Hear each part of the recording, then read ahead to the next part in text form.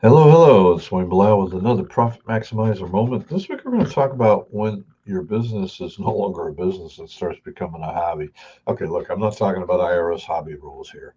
I'm talking about not running your business as if it was a business, but rather just something you're doing on the side, a gig, selling Christmas orientations, ornaments at a Christmas fair or something like that. But it's not, what I'm basically saying is I've seen this a lot of times, okay? I mean, I've been a CPA I've been working in CPA firm since 1975, passed it in 79. So I've been doing this a long time. Um, Look, it's important to, to be passionate about what you do. I enjoy my work. That's why I'm still working. People are like, when are you going to retire? And I'm like, oh, God tells me I need to retire or when I stop doing it. And look, you put in the hours, you care about your customers. But the question is, I sat with somebody just this week. He knows how to sell. His sales keep increasing, but as he says, I have no money. I sell a lot, but there's no profit at the bottom. And I've talked about that. We're not in the business of selling. Selling is important. A business without sales, I call a hobby. Yeah. But what I mean is, you're in the business of making a profit, and that's what's important. Okay. So we're going to talk about how your business can turn into a very expensive hobby. And by the way, we're going to be doing a Profit Master 3-day course. Kind of a, I don't know, course isn't the right word, but we're going to be doing it second week in February, if I remember right. So yeah, I'll get the date straight and we'll put a link in for the people that can see it. But if nothing else, call me. Be happy to share it with you. So there's three signs that I look for that tell me you're no longer really, you're not running it as a business. Okay. Let's just not say you may never have been running it as a business. Okay. So this is the three signs. First, don't look at your numbers. You know, eh, I've got clients who don't know what's in the bank, don't know who their customers are. I mean, they know their customers, but they don't know how much they're buying. They don't know what products they're selling. They don't even know if they made money until I do their tax return, sometimes with an extension 8 or 9 months after the end of the year. How do you run a business that way? Well, you're not. You're just, hoping for the best. Look, serious business owners look at their business numbers weekly or at least monthly. All right. So if you're not, then you're not running it like a business. You're running it like a hobby. All right. Second thing is you're working very hard. You're not getting paid. Okay. Everyone else gets paid. Your employees, your suppliers, the landlord, the IRS, everybody else. I've worked with many businesses, and a few of them we've actually reviewed it and said, "Man, you just need to go work for somebody else." I can think of one person in particular who could sell. Again, that's the thing. He could sell, he could deliver the product. He never made any money, and he wasn't organized. But I got doctors that are like this and this guy, and they went work for somebody else, and they're, less stress, more money, working less hours. So business isn't for everybody unless you're going to run it like a business. All right. So if you're not able to pay yourself what you're worth, fooling yourself into saying, "Well, I'll pay myself later when I make some money," um, that may be fine when you first get started, but saying, "Well, this is a bad month, and we'll pick it up next month, and I'll pay myself next month." Well, the truth of the matter is, when you start falling into that trap, you're going to see that next month never comes. Another quick sign, too, by the way, is if you're not paying your payroll taxes. You have employees and you're falling behind. The IRS sucks at staying on top of this, but they'll catch up to you sooner or later. The problem is, like, we're in Texas, so like the Texas Workforce Commission, if I don't, or the sales tax office for Texas, if I have a business and I don't file and pay my taxes, I'm going to get a call within a month, 2 months at most. Most of the time within the first 30 days. IRS could take years to catch up to you. All right. And at that point, what was a small problem is now 100, 200, $300,000 problem. All right. And a lot of the people I sent to bankruptcy courts have to do with payroll taxes. But why are they not paying their payroll taxes? Failure to pay the payroll tax is a symptom of a problem, not the problem.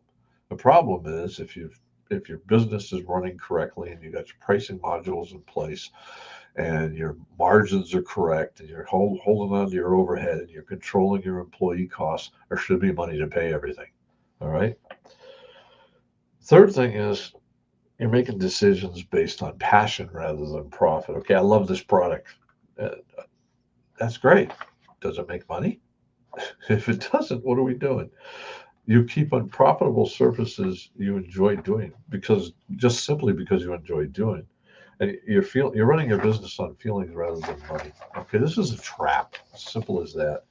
You started because you love the work. I get it. But loving the work does not pay the bills. It's simple as that. Passion gets you started and keeps you going, but profits are what is important in the business. Yes, I've said that 2 or 3 times now, and I say it all the time, and I'm going to continue to say it all the time because it's amazing how many people don't get it. And excuses, I've heard them all. Okay, the economy is tough right now. Yeah, it's tough for everybody. So I mean, every time the business downturn happens, even in 2008, the big real estate boom, or back in 2001, the internet crash, or even now, if you're one of those that's being affected by tariffs, so what? Your competition is too. All right, somebody's making money. That's just an excuse. And usually, when those things happen, I'm sending out an email or a blog saying, let the rest of the country have a recession. I refuse to participate. Easy to say, but no, there's ways to adjust. I've grown through every one of these recessions. Okay. Uh, I can't compete with the big guys. You're right. So don't compete with them on their turf. Change, be more flexible. What is it they don't do? Okay. I can't compete with the big guys either. But so we change and make our marketing where they can't compete with us, where we're sitting down and we give a more personalized service. We have the coaching that we can customize to individuals. We do tax planning to make sure that they don't pay more than they should, and document it and show what we do. All right. Uh, I just need one more good month. You're hoping for a miracle. I mean, go ahead, pray. I do. And yeah, that's fine, but God helps those who help themselves. you know, get to work. God's given you a gift, so use it. The truth is, you're avoiding the real problem by taking an excuse. I, at the end of the day, everything that's wrong about your business is your fault as the owner. My fault as the owner. If I don't like something I've done, I created this monster, so it's time to fix it. And we have. We no longer do tax. I mean, we no longer do payroll returns, 1099s, bookkeeping.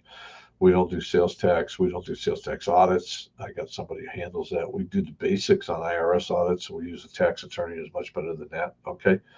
Look, the key here is if you're not making money for the last 6 to 12 months, something is fundamentally broken in your business. Okay. And it won't fix itself. Yeah, hoping it gets better or praying it gets better is not a business strategy. Uh, I've had clients who waited 2 years to fix things. I got one that, like I said, the guy I talked to, it's crazy. I mean, at least he's understanding now he has a problem and he's willing to get help. And that's the other thing.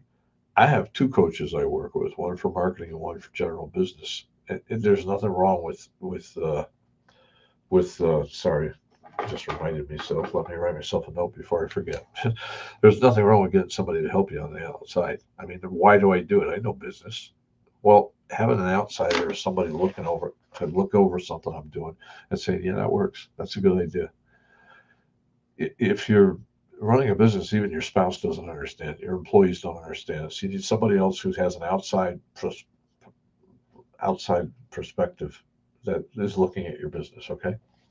And so get help. They're out there. One of the best things I did was paying these people because they make me more money than they cost me. All right. So first, week one, here's what you're going to do, and we're going to have a 90-day course, but I'm going to give you some quick turnarounds first. Okay. Some real basic, and you really want to sit in on a 3-day thing we're doing, and you might want to sit in on the 13-week course we're going to be running right after that. So starting at the end of February or beginning of March, don't have the dates in front of me.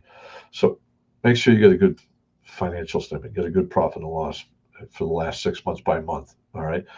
If it's not good, get with your CPA or get a CPA, somebody who's been doing this for a while, to help you set up so you get good financial statements.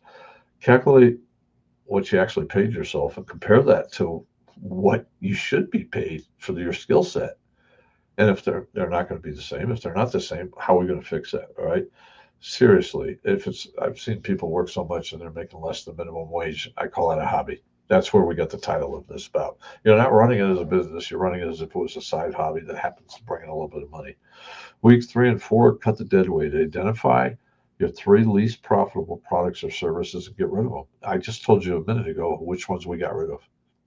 Yes, it cut down my sales, increased my profits because we were concentrating on the ones that made me the most money. Now, obviously, you need to know what those are.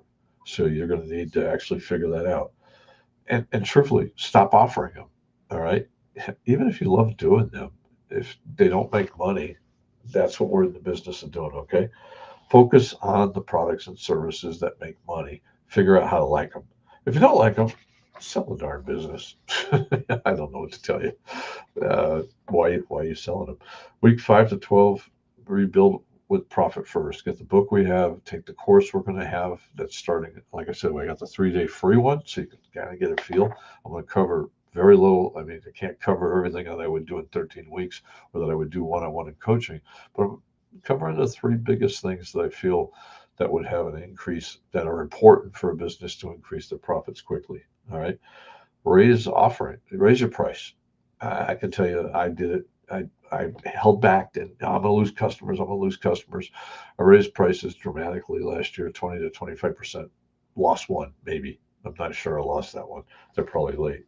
Track your numbers weekly on your sales and your profits and your expenses weekly. Monthly's at the minimum. Okay. Pay yourself first, even if it's small. Make sure you're taking something out. I do that every time I do payroll for everybody else. I pay myself, and even if I not on payroll, I transfer some money into savings. All right. If the business can't afford to pay you what you're worth, or at least pay you something, it's not a business. It's a hobby. All right. So here's what I want you to understand: it's no shame to run your business as a hobby. Just understand you are. Okay. Understand when I say hobby, what I mean is you're not running it like a business. All right. And that's fine if you want to do it that way. But don't lie to yourself and say you're running a business. Now, if you are fallen into all these kind of things and you're trying to run a business, well, you need to get help. You need to sit down. All right. And it's, it's really, yeah, scary and tough because where do I start? Well, that's what we're here to help you with. And we're finally getting it off the ground. Okay. So, you know, a business makes money, a hobby costs money. You created this business, you can fix it, but only if you accept the reality first. Look, replace excuses with action. The time to start is right now. Okay. Drop your questions in the comments or shoot me an email. You can go to my website and sign up to my email list. That's it's waynebelisle.com or wjb-cpa.com. I think they both go to the same place. Shoot me an email, wayne at wjb-cpa.com. Be happy to help you. Keep your eyes open. We're going to spend a little more time announcing what's going on. So, hey, until next time, sorry this one ran a little long. This is Wayne Belisle saying let's have a very profitable year. No time like now to start. And God bless. See you at church. Have a great week. Thank you. And we're out of here, maybe. And we're thinking about being out of here. What's going on? And straight. There we go. Me and